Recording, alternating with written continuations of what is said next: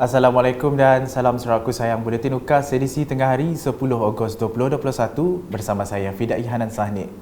Tumpuan berita.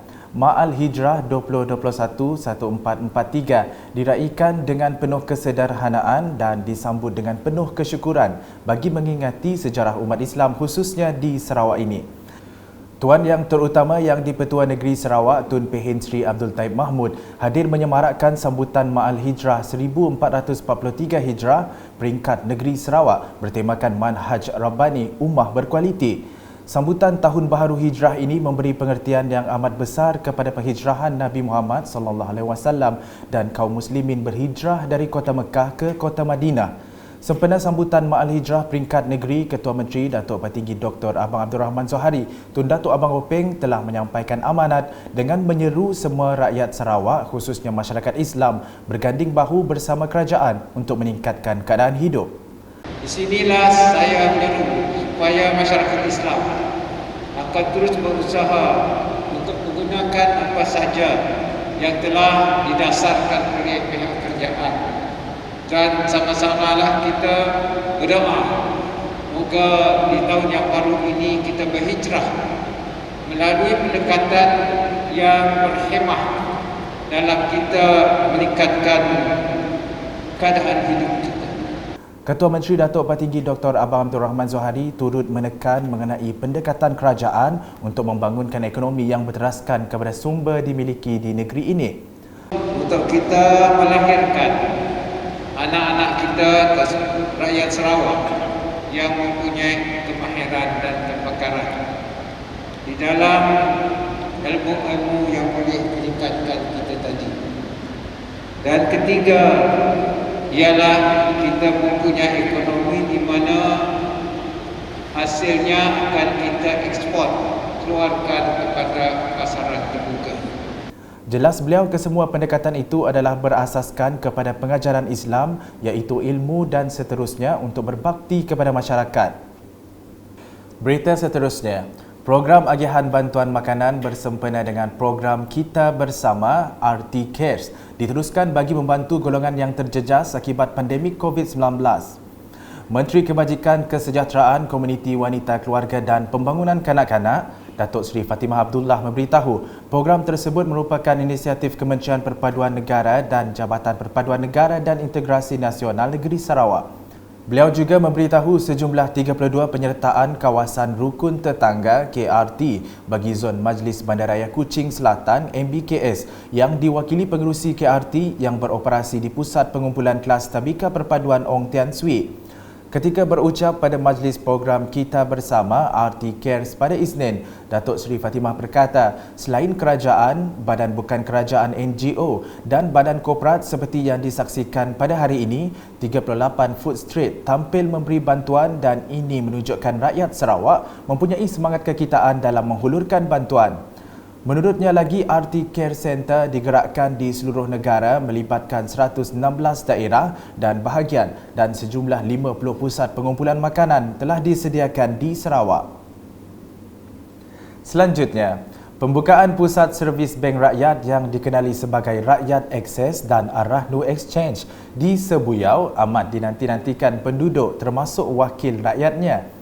Menurut Menteri Pembangunan Usahawan dan Koperasi Datuk Seri Dr. Wan Junaidi Tuanku Jaafar, ia merupakan langkah untuk menambah baik kemudahan perbankan bank rakyat sedia ada di kawasan itu. Katanya sebelum ini perkhidmatan mesin pengeluaran wang automatik ATM hanya ditempatkan di Koperasi Keluarga Wan Morsidi Tuanku Said Kowadi. Namun sekarang kemudahan perbankan sudah tersedia untuk semua penduduk kawasan.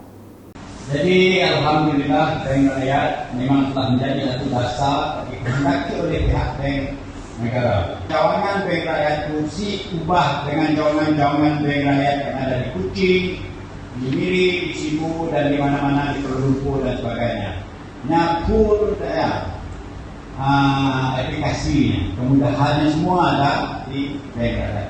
Tujuannya ialah untuk membawa perkhidmatan perbankan rakyat kepada masyarakat yang tidak di-underserved atau mungkin yang kurang mendapat perkhidmatan bank. Beliau berkata demikian semasa berucap di Majlis Perasmian Pembukaan Rakyat Akses dan Ar-Rahdu Exchange pada Isnin. Sementara itu, Menteri Muda Infrastruktur dan Pembangunan Pelabuhan Sarawak merangkap Ahli Dewan Undangan Negeri Adun Sebuyau, Datuk Julaihi Narawi dalam ucapan ringkasnya juga berkongsi kegembiraan atas perasmian Pusat Servis Bank Rakyat tersebut yang memberi manfaat kepada penduduk setempat. Jelasnya penduduk kini sudah tidak perlu lagi pergi ke Simujan, Samarahan mahupun Kuching untuk mendapatkan perkhidmatan bank.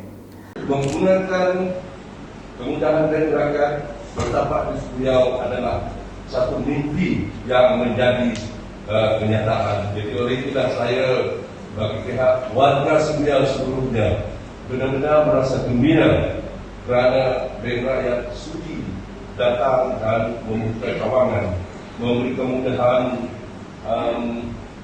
rakyat akses dan Al-Rahmu di Sebuyau mulai hari ini. Dalam majlis itu turut diadakan penyampaian hadiah khas kepada pelanggan pertama yang membuka akaun pelaburan I di cawangan tersebut, sumbangan asnaf Bank Rakyat kepada 100 penduduk Sebuyau, geran bantuan peneraju sektor koperasi SKM kepada penduduk daerah Sejaya, program jualan koperasi rakyat pemulih dan geran pembangunan usahawan di bawah program TIUP ataupun bencana SME Corp. Berita di Sadong Jaya. Menteri Pelancongan Seni dan Budaya Malaysia, Datuk Seri Nancy Shukri merangkap Ahli Parlimen Batang Sadong telah mengunjungi Pusat Pemberian Vaksin PPV Rumah Komuniti Sadong Jaya pada Isnin. Beliau diiringi Ahli Dewan Undangan Negeri Adun Sadong Jaya, Adil Lariwu mengambil kesempatan dengan mendapatkan reaksi penduduk tentang pentingnya pengambilan vaksin pada masa ini. Menurut Datuk Seri Nancy, daripada pengamatannya, rata-rata penduduk sememangnya teruja menunggu mendapatkan dos kedua agar mereka dapat menjalani kehidupan yang lebih selamat, terutamanya apabila pelbagai aktiviti sudah boleh dibenarkan beroperasi. Kalau kita perhatikan, sebenarnya adanya tu awal datang sebab kita negara susun banyak. Jadi nampak adanya gairah untuk divaksinasikan, bagi membolehkan setidaknya dapat kelak menjalankan tugas seperti biasa. Sebab ada nanti pergerakan orang nak pergi mana-mana hanya akan merujuk kepada dos yang kedua. Bila orang dah ada dos kedua yang lebih ringannya pun syarat untuk sebenarnya nak pergi melancong ke, pergi mana-mana melintas negeri ke, ianya akan jadi salah satu daripada kriteria nanti. Jadi kita ucapkan tahniah kepada sidak di penduduk di Sadong Jaya. Sementara itu, Adil Lariwu berkata dengan adanya PPV Sadong Jaya ini, lebih ramai penduduk di luar bandar akan menerima vaksin lengkap sekaligus dapat membolehkan tempat-tempat di negeri ini beralih ke fasa 3 dengan lebih cepat. Karena bila kita nanggap graf yang dikeluar oleh sidak DPN, makin banyak kita dapat vaksin, makin kurang death rate dengan bed ICU occupant kita.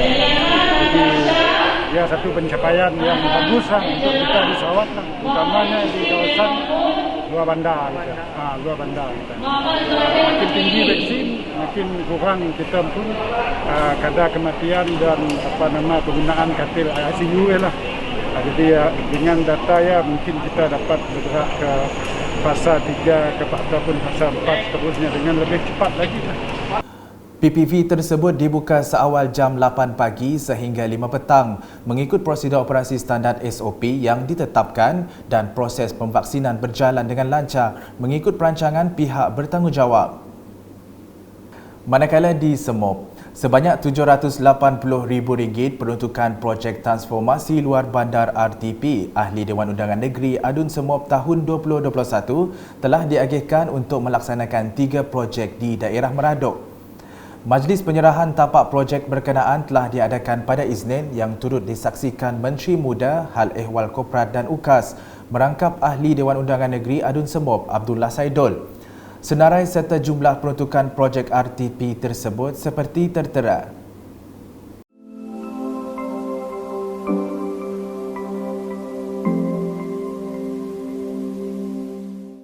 Sementara itu, Abdullah berharap Ketua Masyarakat dan Ketua Kaum KMKK memainkan peranan penting untuk menjaga nama Jawatan Kuasa Kemajuan dan Keselamatan Kampung JKKK di daerah Meradong dan penggunaan peruntukan haruslah digunakan dengan cara yang betul dan tidak disalahguna.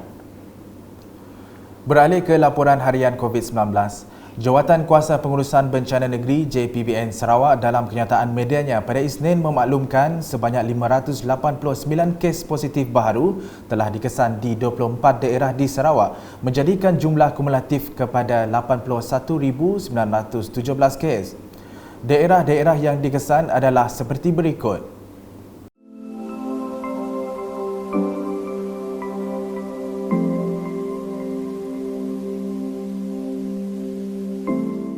Turut dimaklumkan 3 kes kematian baharu akibat COVID-19 direkodkan di Hospital Umum Sarawak 2 kes dan Hospital Sri Aman 1 kes. Kenyataan sama juga mengisytiharkan terdapat 3 kluster baharu direkodkan di Kuching, iaitu kluster Taman Yen Yen, kluster Crown Mas, kluster Lorong Teruntum, manakala 1 kluster di Bintulu, kluster Jalan Pisang Raja. Turut diisytiharkan penamatan 2 kluster iaitu kluster Jalan Setia Raja Kuching dan kluster Jalan Kidurong 5 Bintulu. Ini menjadikan jumlah yang masih aktif setakat ini adalah 91 kluster. Dalam pada itu, berikut merupakan lokasi yang diputuskan JPBN Sarawak berhubung pengisytiharan, pelanjutan dan penamatan Perintah Kawalan Pergerakan diperketatkan PKPD.